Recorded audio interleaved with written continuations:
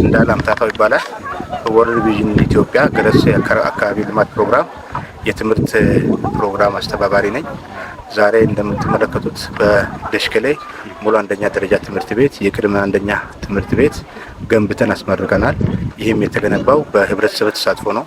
እኛ ጋር በጥሬ ብር ከ3.9 ሚሊዮን ብር በላይ በማስወጣት ለልጆቻችን ጥሩ እና ምቹ የሆነ መማሪያ አካባቢ ለመፍጠር የተገነባ ነው። በዛሬው ዕለትም በወርልድ ቪዥን ኢትዮጵያ ዋና ኃላፊዎች በተገኙበት የወረዳው አስተዳዳሪ እና አመራሮች በተገኙበት አስመርቀናል።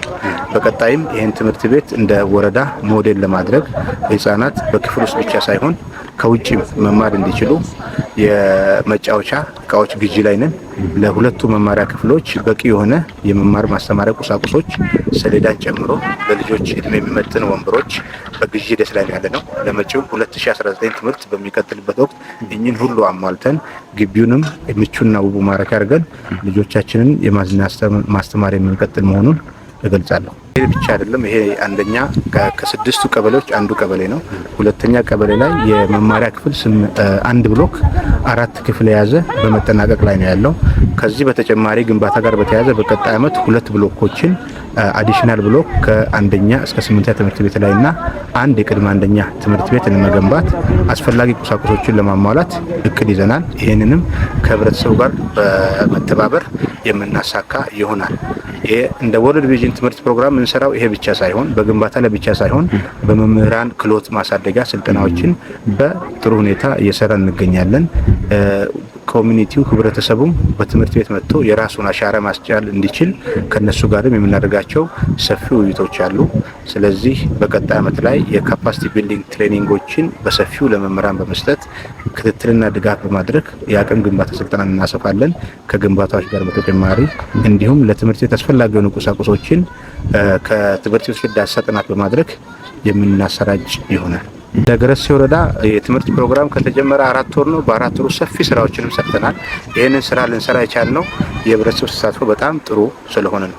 በቀጣይም ህብረተሰቡ ያለውን ሀብት በአግባቡ ለመጠቀም አጠቃላይ የትምህርት ስራ ላይ ያለ ህብረተሰብ ተሳትፎ ሊሳካ ስለማይችል በተቻለ መጠን ያሉንን ውስን ሀብት ከመላው ቀበሌ ነዋሪዎች ጋር ዘንድሮ የሰራነው 6 ቀበሌ ነው። ቀጣይ ወደ 10 ቀበሌ ለማድረስ እንሞክራለን።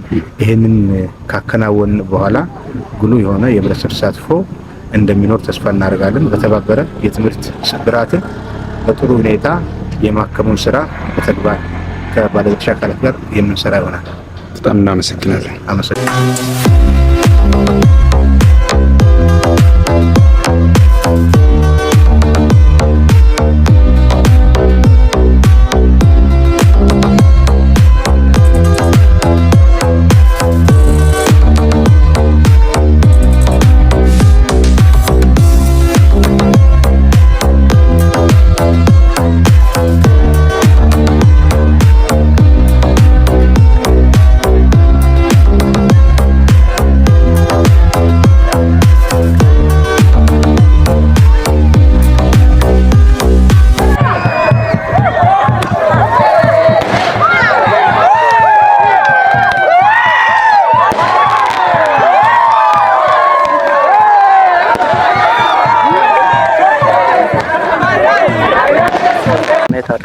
እባላለሁ። የወርልድ ቪዥን የዋሽና ሳኒቴሽን ላይ ስራ ሲሆን